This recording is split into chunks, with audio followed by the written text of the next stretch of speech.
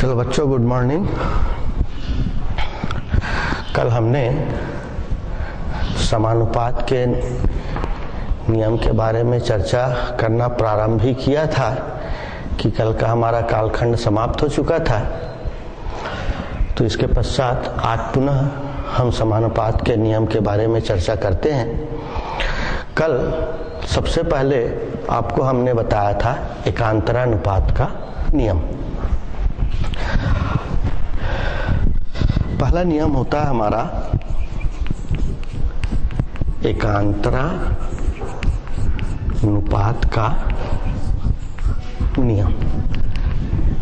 इस नियम के बारे में कल हमने चर्चा किया था, और वो यदि A अनुपात B समानुपात C अनुपात D हो तो A बटे B बराबर C बटे D, या AD बराबर BC, या A बटे C बराबर B बटे D, या A अनुपात C समानुपात B अनुपात D।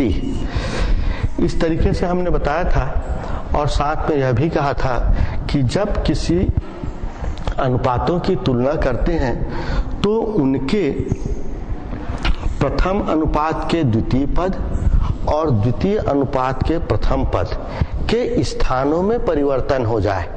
B के स्थान पर C और C के स्थान पर B जब आ जाता है तो हम उसको एकांतरानुपात का नियम कहते हैं। यहां तक के कल हमने चर्चा किया था।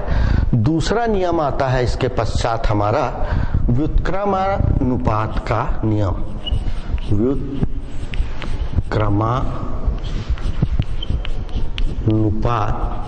का नियम नाम से ही स्पष्ट है।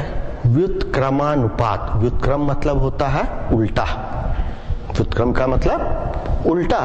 हमारा अनुपात A अनुपात B समानुपात C अनुपात D हो तो हम इसको क्या लिखते हैं? A बटे B बराबर C बटे D। और A बटे B बराबर C बटे D को पहले की भांति हम AD तिर्यक गुणा कर दिए तो AD बराबर BC हो जाता है। अब इसी प्रक्रिया को हम उल्टा कर देते हैं। सबसे यहाँ पर D लिखते हैं और D के नीचे में C लिख दिए। इस C को इसके नीचे ले आए, और ठीक यहाँ पर B है तो इसके नीचे में A लिख दिए। हम यदि इन पदों का गुणा करें, इन पदों का तिर्यक गुणा करें, तो देखिए AD, ये AD दिख रहा है, बराबर BC, ये BC दिख रहा है। पूर्व पद हमको प्राप्त हो गया। किसी भी समीकरण को हल करते समय जब हमको पूर्व पद मिल जाता है तो हम जो किए हैं वो सही होता है। ये लिखने के बाद हम इसको लिख सकते हैं D अनुपात C समानुपात B अनुपात A। इस तरह का अनुपात व्युत्क्रमानुपात कहलाता है, क्योंकि आप देखो हमारा जो दिया हुआ अनुपात है A अनुपात B समानुपात C अनुपात D, ये एक क्रम में है। A B फिर C फिर D। इसका उल्टा क्या हो गया? D C B और A, जस्ट उल्टा हुआ। तो इस तरीके से उल्टा होने के कारण इसका नाम क्या पड़ा? व्युत्क्रमानुपात नियम है। इसलिए हम इसको बोलते हैं व्युत्क्रमानुपात का नियम, जिसमें दिए हुए अनुपातों के क्रम में पूरा परिवर्तन हो जाता है। चतुर्थ पद प्रथम पद बन जाता है, तृतीय पद द्वितीय पद बन जाता है, द्वितीय पद तृतीय पद बन जाता है, और प्रथम पद चतुर्थ पद बन जाता है। नेक्स्ट व्युत्क्रमानुपात के बाद आता है हमारा योगानुपात का नियम।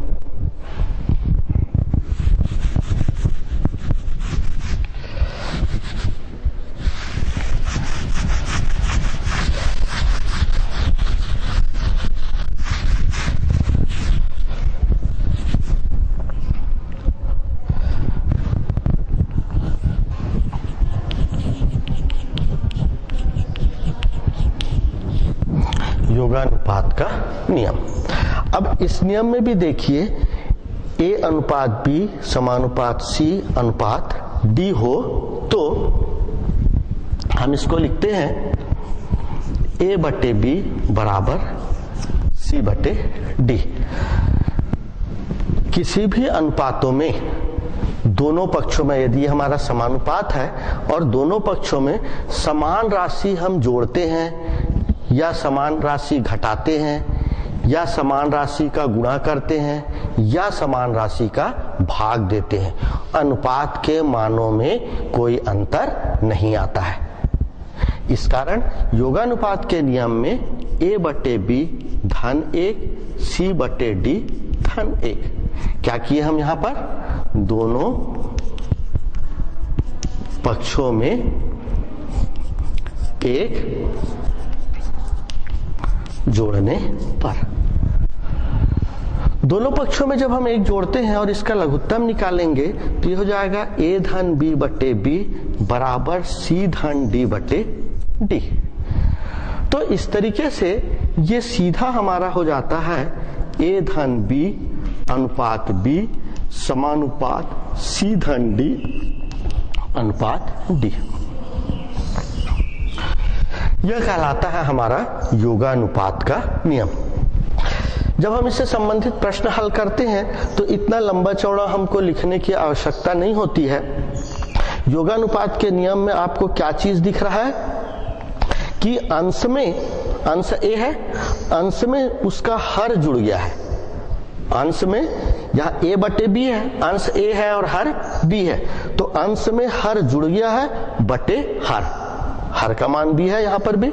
ठीक उसी तरीके से यहाँ अंश C है, उसका हर D है, तो अंश में उसका हर जुड़ गया बटे D, C धन D बटे D।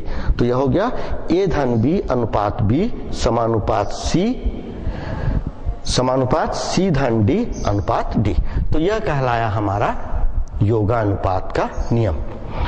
योग का मतलब होता है जोड़ना, योगानुपात मतलब अनुपात में हम कुछ जोड़ रहे हैं। गणित में कई बार आप यदि उसके नामकरणों में ध्यान दोगे तो उसके नामकरण से भी हमको काफी बातें पता चल जाती है। ये अब आपको याद रहेगा, योगानुपात का नियम मतलब उसमें योग करना है।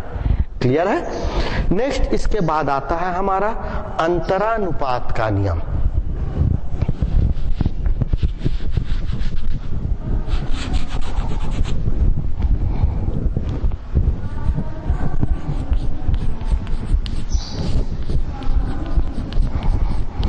अंतरानुपात का सभी जितने नियम हैं वो सभी नियम एक दूसरे से मिलते जुलते हैं, थोड़ा थोड़ा सा अंतर है। इस कारण आप देख रहे होंगे कि जब हम ब्लैक बोर्ड को साफ करते हैं तो जो काम की चीजें नहीं है उसी को मिटा देते हैं और जो काम की चीजें हैं उसको रहने देते हैं, ताकि दोबारा लिखना मत पड़े और साथ ही साथ आपको ये भी दिख जाए कि क्या चीज पहले वाले के समान है। अंतरानुपात का नियम, यदि A अनुपात B समानुपात C अनुपात D हो तो A बटे B बराबर C बटे D। सभी में यही होता है। अंतर का मतलब होता है घटाना, अंतर का मतलब घटाना। तो यहां पर हम A बटे B ऋण 1 C बटे D ऋण 1 साइड में लिख देंगे। दोनों पक्षों से एक घटाने पर, अब दोनों पक्षों से हम एक घटाया और उसका लघुत्तम निकालेंगे तो हमको वही मिल जाएगा A ऋण B बटे B बराबर C ऋण D बटे D। या हम इसको लिख सकते हैं A ऋण B अनुपात B समानुपात C ऋण D अनुपात D। ये कहलाता है हमारा अंतरानुपात का नियम।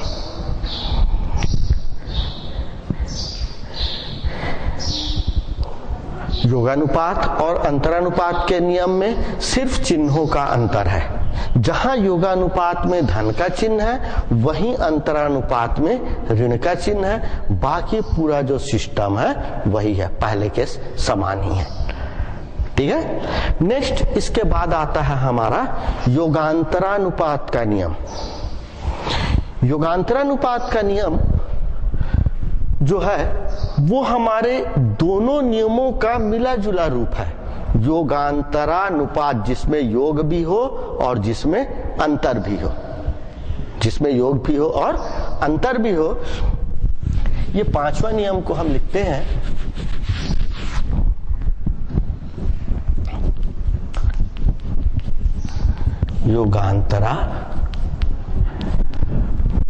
योगांतरानुपात का नियम। अब देखो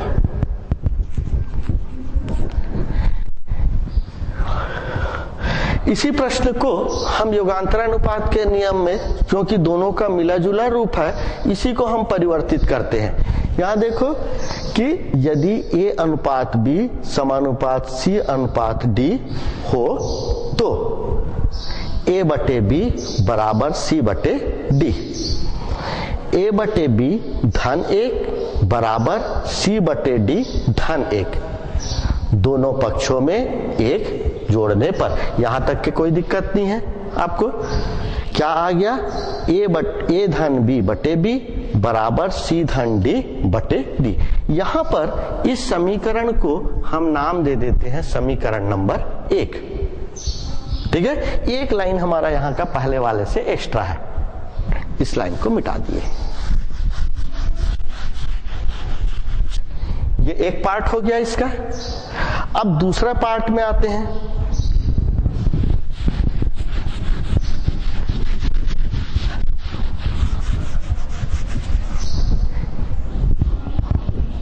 यदि को मिटा करके यहां पर लिख लेते हैं पुनः, क्योंकि एक बार हम यहां लिख चुके हैं उसका, उसी को लेकर के फिर से चल रहे हैं। पुनः A अनुपात B समानुपात C अनुपात D हो तो A बटे B बराबर C बटे D, A बटे B ऋण 1 बराबर C बटे D ऋण 1। दोनों पक्षों से 1 घटाने पर A ऋण B बटे B बराबर C ऋण D बटे D। ये हो गया हमारा समीकरण नंबर 2। ये वाला एक्स्ट्रा है, इसको हम मिटा देते हैं।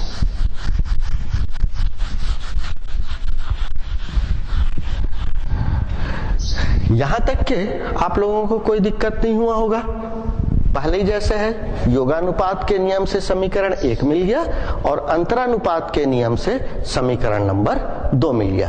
अब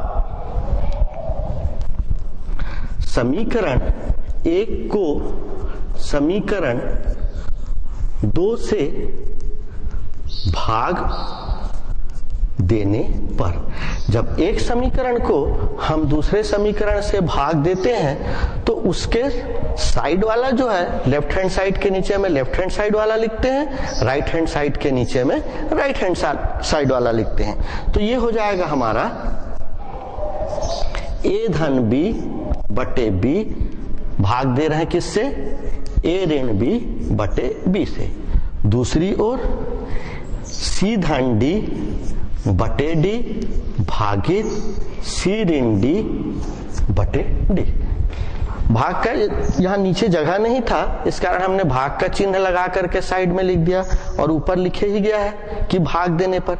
और आपको मालूम है कि जब भाग को गुणा में परिवर्तित करते हैं तो दाहिने साइड वाला पलट जाता है, नीचे वाला ऊपर आ जाता है और ऊपर वाला नीचे चला जाता है। तो उसकी जगह हम यहाँ पर क्या लिख सकते हैं?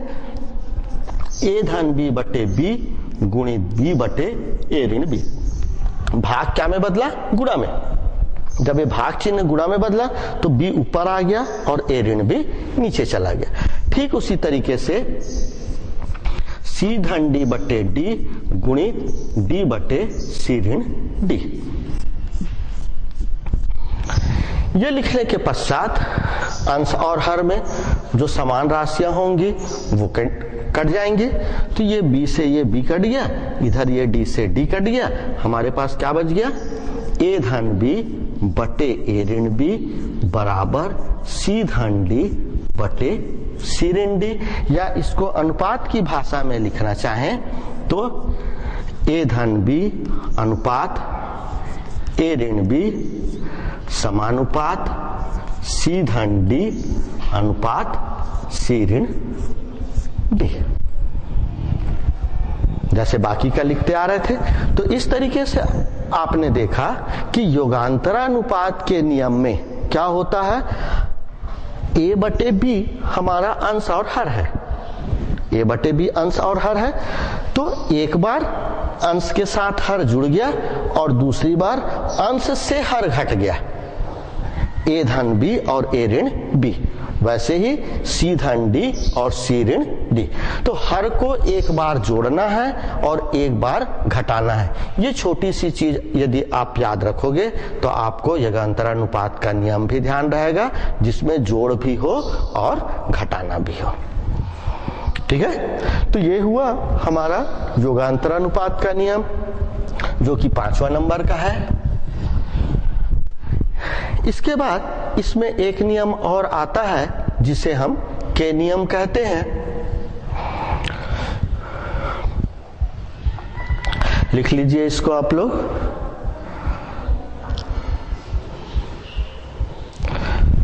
चलिए, हो गया, आगे बढ़ते हैं।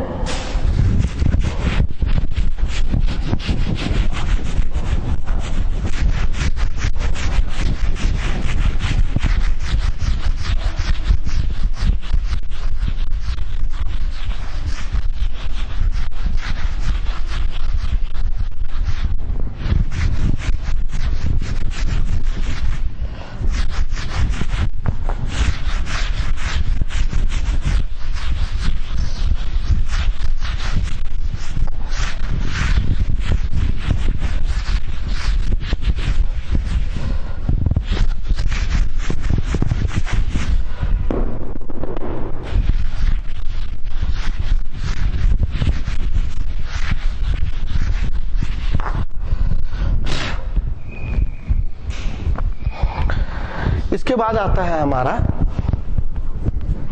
के नियम। के नियम कुछ नहीं है, यदि ए अनुपात बी समानुपात सी अनुपात डी हो तो ए बटे बी बराबर सी बटे डी, इसी को हम किसके बराबर मान लेते हैं, के बराबर मान लेते हैं। और जब हम इसको के बराबर मान लेते हैं तो ए का मान बी के हो जाता है और सी का मान डी के हो जाता है। ए बराबर बी के और सी बराबर डी के। कोई भी समीकरणों में ए और अंश का जो मान है बोलना चाहिए, ए और सी का मान बी और डी के पदों में ज्ञात करते हैं, और बी और डी के पदों में ज्ञात करने के उपरांत हम देखते हैं कि अंश और हर एक स्थिति में समान प्राप्त होता है, और समान प्राप्त होने के पश्चात समान को काट देते हैं, के पदों में हमको उसका आंसर प्राप्त हो जाता है। वैसे ही राइट हैंड साइड का लेते हैं तो राइट हैंड साइड में भी हमको के पदों में उसका आंसर प्राप्त हो जाता है। तो यह कहलाया हमारा के नियम। आप जब इससे संबंधित सवाल करोगे तो आपको ऐसे देखने से ये लगता है कि के नियम है तो बहुत कठिन होगा, इस तरीके से कुछ नहीं है। जब आप इसके प्रश्न हल करोगे तो आपको वो चीजें और आसानी से समझ में आ जाएंगे। ठीक है, चलिए अब इसके बाद हम आते हैं इसके प्रश्नावली में, और फिर इसकी प्रश्नावली के बारे में चर्चा करते हैं। तब तक के आप लोग पुस्तक को खोलिए और प्रश्नावली निकालिए।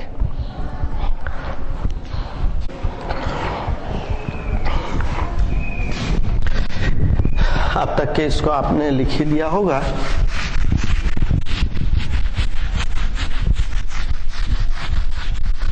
अब समानुपात के नियमों से संबंधित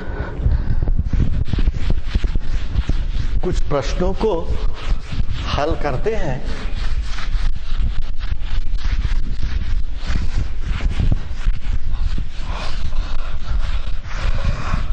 लोगों का ये ब्लैक बोर्ड ठीक नहीं है जी, बहुत घिस के साफ करना पड़ता है।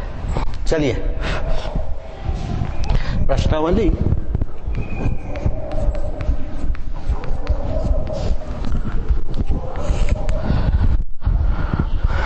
दो 2.3। इस प्रश्नावली 2.3 का तीसरा सवाल देखते हैं। देखिए आपके बुक में तीसरा सवाल दिया हुआ है कि यदि A अनुपात B बराबर C अनुपात D हो तो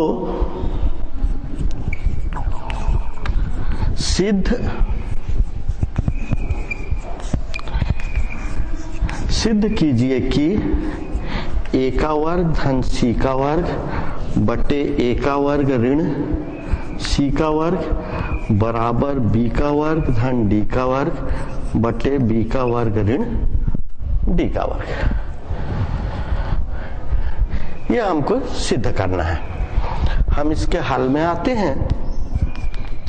हल में दिया हुआ है A अनुपात B बराबर C अनुपात D, या इसे हम A बटे B बराबर C बटे D, इसी को हम किसके बराबर मान लिए? इसी को हम K के बराबर मान लिए। तो अतः क्या हो जाएगा? A बराबर B के और C बराबर D के, तिर्यक गुणा कर लेंगे तो C बराबर D के हो गया, और A बराबर ये B और ये K।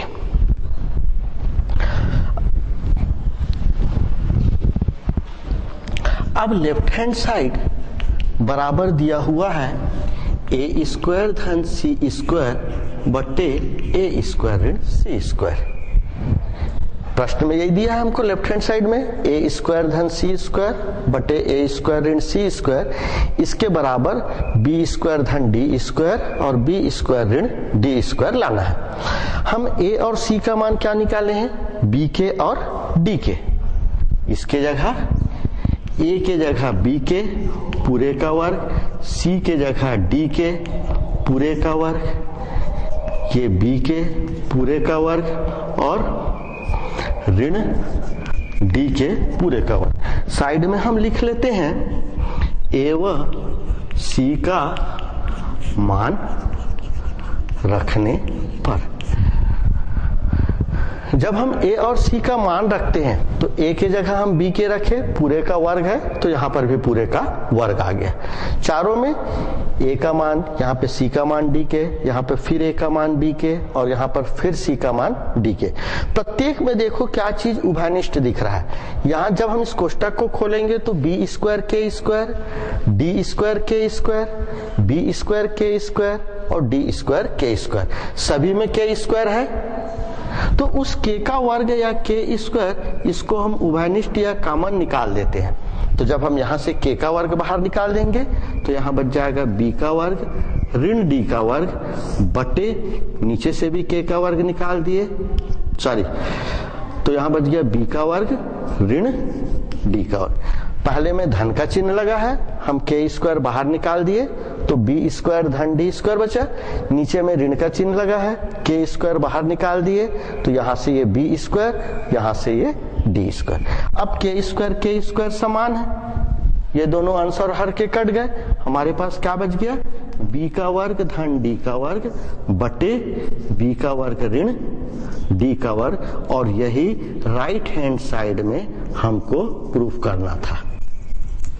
आप प्रश्न में देखिए B का वर्ग धन D का वर्ग बटे B का वर्ग ऋण D का वर्ग, B का वर्ग धन D का वर्ग बटे B का वर्ग ऋण D का वर्ग। तो के नियम की सहायता से समानुपातों के इन प्रश्नों को हल करना बहुत ही सरल होता है। कोई दिक्कत इसमें? चलिए लिख लीजिए इसको। इसके बाद फिर दूसरा प्रश्नों में आते हैं।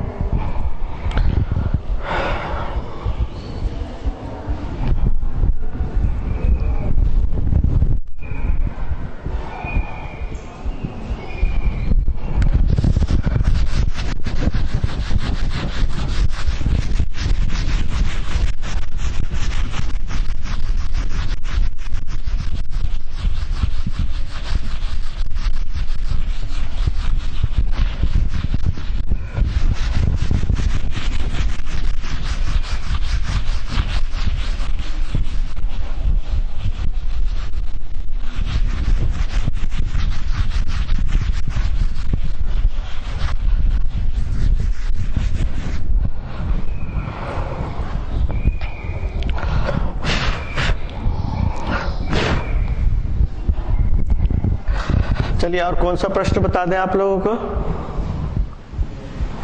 11वां? चलिए ठीक है, 11वां प्रश्न देखते हैं। 11वां प्रश्न दिया हुआ है हमारा, यदि x बराबर 3ab बटे a धन b हो तो सिद्ध कीजिए कि 2x धन 3a बटे 2x ऋण 3a धन 2x धन 3b बटे 2x ऋण 3b बराबर 2। ये उससे थोड़ा सा हटके प्रश्न है, इसके हल में आते हैं हम। दिया हुआ है हमारा x बराबर 3ab बटे a धन b, ये प्रश्न में दिया हुआ है। अब देखो, इस x बराबर 3ab बटे a धन b को यदि हम अनुपात के पदों में, यहां पर अभी x सिंगल है, इसको अनुपात के पदों में लिखना चाहें तो हम इसको इस तरीके से लिख सकते हैं, x बटे 3a बराबर b बटे a धन b। और आपको हमने पहले ही बताया है कि जो भी चीज हम लिखें, यदि उसको हल करने पर उसका पूर्व पद प्राप्त होता हो तो हमारा जो लिखा हुआ है वो सही है। इसको यदि हम हल करते हैं तो देखो, इस गुणा करेंगे तो ये x का गुणा a धन b से होगा, और इसका गुणा करेंगे तो 3a का गुणा b से होगा, तो ये 3ab मिल जाएगा। ठीक है। अब इसके बाद में थोड़ा सा ध्यान ये देना है कि इसमें हमको सिद्ध क्या करना है, 2x धन 3a, x के साथ में किसका गुणा हुआ है, 2 का, और यहाँ पर x हमको खाली दिख रहा है। एक बार धन का चिन्ह है, एक बार ऋण का चिन्ह है। इसका मतलब क्या हुआ, यहाँ पर योगांतरानुपात का नियम लगा है। योगांतरानुपात के नियम में वही था, ऊपर में धन का चिन्ह था और नीचे में ऋण का चिन्ह था। तो हम क्या करते हैं, यहाँ पर 2x बटे 3a बराबर 2b बटे a धन b। क्या किया हमने, बाएं पक्ष में भी 2 का गुणा किया और दाहिने पक्ष में भी 2 का गुणा किया। यहां साइड में हम लिख देते हैं, दोनों पक्षों में 2 का गुणा करने पर, दोनों पक्षों में 2 का गुणा करने पर लिख दिए। अब सीधा इसके बाद हम लिखते हैं योगांतरानुपात के नियम से, 1 जोड़ने पर फिर समीकरण 1 आया, फिर 1 घटाने पर समीकरण 2 आया, फिर समीकरण 1 को समीकरण 2 से भाग देने पर, इस तरीके से करके बनाएंगे तो वो काफी लंबा हो जाएगा। तो इसलिए ही नियमों को बनाया गया है, ताकि हम नियमों की सहायता से प्रश्नों को आसानी से हल कर लें। इसको हम इस तरीके से लिख सकते हैं,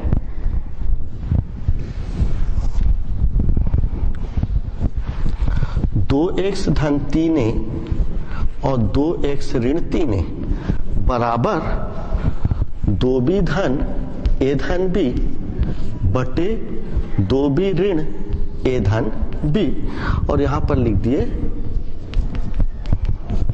योगांतरा अनुपात के नियम से। हम योगांतरानुपात का नियम का उपयोग किए तो एक बार में वो सीधा आ गया, और इस तरीके से अब इसको हल कर लेते हैं हम, 2x धन 3a बटे 2x ऋण 3a बराबर 2b धन a धन b और 2b ऋण a ऋण b, या 2x धन 3a बटे 2x ऋण 3a, 2b और b 3b धन a, और b में से b जाएगा, 2b में से b गया तो b बचा, b ऋण a। ये हो गया हमारा समीकरण नंबर 1। आपको जो समीकरण नंबर 1 दिख रहा है, इस समीकरण नंबर 1 से हमको एक चीज क्या दिख रहा है कि जो प्रूफ करने के लिए बोला है, जो सिद्ध करने के लिए बोला है, उसका एक पार्ट आ गया है। 2x धन 3a बटे 2x ऋण 3a, 2x धन 3a बटे 2x ऋण 3a। दूसरा पार्ट 3b धन a और b ऋण a। ठीक यही प्रक्रिया को हम फिर से जो हर में 3a लिखा हुआ है अब b के लिए दोहराएंगे। इसी प्रक्रिया को जब हम b के लिए दोहराते हैं तो अब इसके सेकंड पार्ट में आ जाते हैं हम पुनः।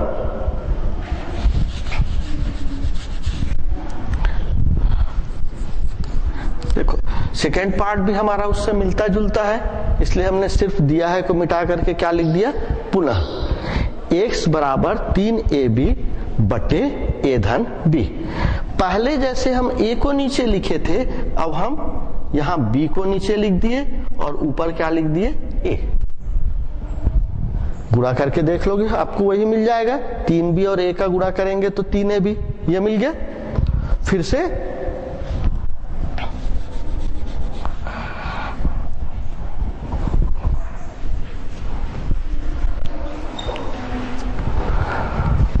दोनों पक्षों में 2 का गुणा करने पर, जब हम दोनों पक्षों में 2 का गुणा किए तो 2x बटे 3b बराबर 2a बटे a धन b। यहीं पर मिटा के बताने का मतलब ये है हमारा कि आपको ये पता चल जाए कि जब हम उसका पहला भाग और दूसरा भाग को हल करें तो उसमें कोई ज्यादा अंतर नहीं है। ज्यादा अंतर रहता तो हम पूरा को मिटा देते। अब ये होने के बाद में फिर हमारा युगांतर अनुपात का नियम से आएगा और यहां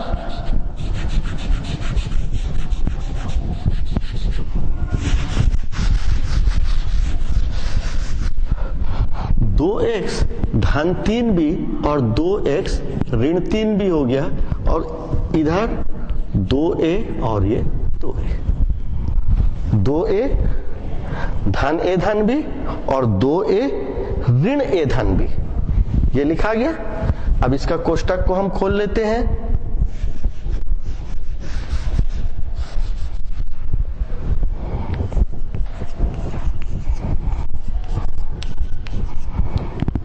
दो ए धन बी और 2a ऋण बी, या 2a और a के 3a धन b और 2a में से a गया a ऋण b। ये हो गया समीकरण नंबर 2। दूसरा पार्ट 2x धन 3b बटे 2x ऋण 3b, 2x धन 3b बटे 2x ऋण 3b और इधर 3a धन b बटे a ऋण b। ये दोनों पार्ट आ गया, पहला और दूसरा पार्ट। अब इन दोनों पार्टों को जोड़ देते हैं। समीकरण 1 व 2 को जोड़ने पर आप लोगों ने अपने कॉपी में लिखा है समीकरण 1 2x धन 3a बटे 2x धन 3b ऋण 3a धन 2x धन 3b बटे 2x ऋण 3b बराबर, समीकरण 1 में आपने लिखा था 3b धन a, 3b धन a बटे b ऋण a। समीकरण 1 में आपका था, आप लोगों ने अपने कॉपी में लिखा है। और दूसरा पार्ट था हमारा 3a धन b बटे a ऋण b। इन दोनों पार्ट में देखिए कि जो हमारा हर है, इस हर में एक ओर तो b ऋण a आ रहा है लेकिन दूसरी ओर a ऋण b आ रहा है। तो जब दोनों अलग अलग हो तो उसको एक बनाने के लिए हम दूसरे भाग से ऋण को उभयनिष्ठ निकाल लेते हैं। ऋण को जब हम उभयनिष्ठ या कॉमन निकालेंगे तो वो क्या हो जाएगा हमारा 3b धन a बटे b ऋण a ऋण यहां से हम ऋण चिन्ह बाहर निकाल लिए, तो जब ऋण चिन्ह बाहर निकालेंगे तो ऋण वाला पहले आ जाएगा और धन वाला ऋण में बदल जाएगा। ये बी पहले आ गया और ये ए बाद में चला गया, और ऊपर क्या हो जाएगा 3a धन बी। इसके पश्चात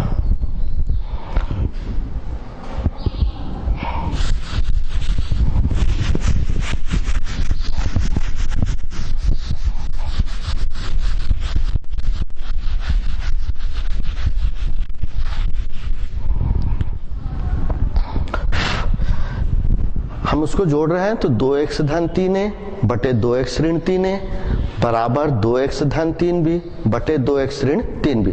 अब दोनों के नीचे में हर में समान है, b ऋण a और b ऋण a, उसका हम लघुत्तम निकालेंगे तो क्या आ जाएगा b ऋण a, और ऊपर 3b धन a ऋण का चिन्ह है, इस उधर वाले को हम लिखेंगे तो ऋण 3a और ऋण b हो जाएगा। इस ऋण का गुणा 3a से होगा तो ऋण 3a, इस ऋण का गुणा धन b से होगा तो ऋण b। अब आप इस 3b में से b को घटा दीजिए तो 2b, ऋण 3a में से धन a घटा दीजिए तो ऋण 2a, और नीचे b ऋण a। दोनों से आप 2 को कॉमन निकाल लीजिए तो यहाँ b ऋण a बच गया और नीचे में भी b ऋण a। अब नीचे का और ऊपर का दोनों समान दिख रहे हैं, ये दोनों आपस में कट जाएंगे, क्या बच जाएगा 2, और यही हमको राइट हैंड साइड में सिद्ध करना था, बराबर 2। तो इस तरीके से आपने देखा कि योगांतरानुपात के नियमों की सहायता से यदि हम प्रश्नों को हल करें तो हमारा प्रश्न आसानी से हल हो जाता है, और उसके जो दोनों पार्ट हैं वो दोनों एक दूसरे से काफी कुछ मिलते हैं। ठीक है,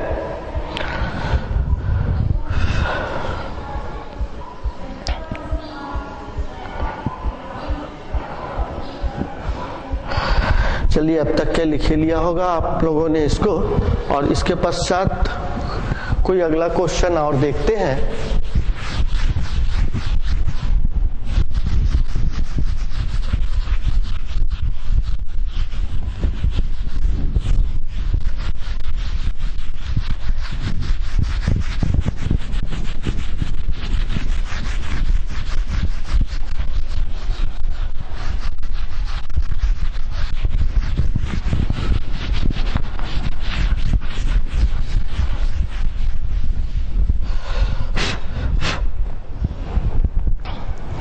एक देखते हैं हम आपके प्रश्नावली का 14वां सवाल।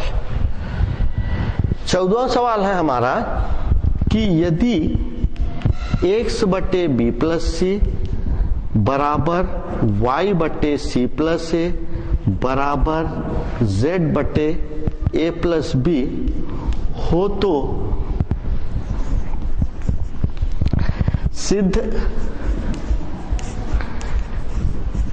सिद्ध कीजिए कि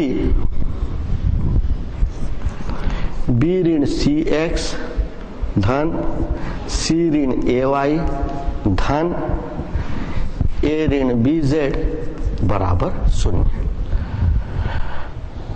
अभी तक के हम लोगों ने 2 सवाल देखा, दोनों सवाल अलग अलग तरीके थे। ये तीसरा सवाल भी उससे थोड़ा सा अलग है। अभी तक के आपने ए बी सी और डी का ही उपयोग देखा था, अब यहाँ पर एक्स वाई जेड आ गया तो कई बार ये लगने लगता है कि एक्स वाई जेड आ गया है, इसको कैसे हल करेंगे। तो इसमें किसी भी सवालों में परेशान होने की आवश्यकता नहीं है। इन सवालों को भी हम के नियम की सहायता से आसानी से बना सकते हैं। इसके हल में हम दिया है लिखे कि x बटे बी प्लस सी बराबर वाई बटे सी प्लस ए बराबर जेड बटे ए प्लस बी, और सभी को k के बराबर मान लिए। यहाँ k के बराबर मान लिए, माना करके लिख लिए। तो x का मान क्या आ जाएगा b प्लस सी के, y का मान c प्लस ए के, और z का मान a प्लस बी के। बस आपको यही चीज थोड़ा सा ध्यान रखना है कि k के बराबर उसको मानना है। अब हमको जो सिद्ध करना है उसका लेफ्ट हैंड साइड लेते हैं। लेफ्ट हैंड साइड है b minus c x, c minus a y, a minus b z. चूंकि सिद्ध करना है हमको, बराबर शून्य के लाना है, तो हम दोनों साइड को लिख करके नहीं चलते, लेफ्ट हैंड साइड को लिख करके चलेंगे और हल करने से हमारा वह शून्य के बराबर आना चाहिए। अब वहां पर जो अतिरिक्त x, y और z दिख रहा है उसका मान हम यहां पर निकाले हैं पहले। तो साथ ही साथ एक चीज और ध्यान रखना चाहिए हमको सवाल बनाते समय, जो छोटी सी बातें हैं, कभी भी जब हम सिद्ध करने वाले सवाल को हल करें तो बराबर चिन्ह के नीचे बराबर चिन्ह हमेशा होना चाहिए। ठीक है, ठीक इस तरीके से अब हम यहां पर b ऋण c और x का मान है b धन c k, फिर c ऋण a, y का मान है c धन a k, और ये a ऋण b, इधर z का मान है a धन b k, सभी में k है। फिर बराबर चिन्ह के नीचे बराबर, प्रत्येक से हम k को उभयनिष्ठ निकाल लिए। जब k को उभयनिष्ठ निकालेंगे तो ये b ऋण c, b धन c धन c ऋण a, c धन a धन a ऋण b और a धन b। बीजगणित के नियम से हम इनका गुणा कर देते हैं तो क्या मिल जाएगा, b का वर्ग ऋण c का वर्ग धन c का वर्ग ऋण a का वर्ग धन a का वर्ग ऋण b का वर्ग। दोनों सभी जोड़ी जोड़ी में है, प्रत्येक जोड़ी का गुणा कर दिए। अब देखते हैं, धन a का वर्ग ऋण a का वर्ग कट गया, धन c का वर्ग ऋण c का वर्ग कट गया, धन b का वर्ग और ऋण b का वर्ग कट गया। क्या बच गया हमारे पास, k और यहाँ पर शून्य। किसी भी राशि का जब शून्य के साथ गुणा होता है तो उसका मान शून्य हो जाता है, और यही हमको राइट हैंड साइड में प्रूफ करना था, बराबर शून्य। तो इस तरीके से आपके ये कुछ प्रश्न बताए गए हैं, इन्हीं से मिलते जुलते हुए बाकी प्रश्नावली के आपके बुक में प्रश्न दिए हुए हैं। साथ ही साथ एक दो प्रश्न इस तरीके से हैं, उससे मिलते जुलते हुए प्रश्न आपके पुस्तक के उदाहरण में दिए हुए हैं। तो उन उदाहरणों की सहायता से और हमने अभी तक के जो 3 प्रश्नों को बनाया उनकी सहायता से आप बाकी प्रश्नों को हल करेंगे तब तक। और कल उसके पश्चात वित्तानुपात के लिए के नियमों का उपयोग किस तरीके से होता है उनसे संबंधित प्रश्नों को हल करके देखेंगे। तब तक के लिए टाटा, बाय बाय।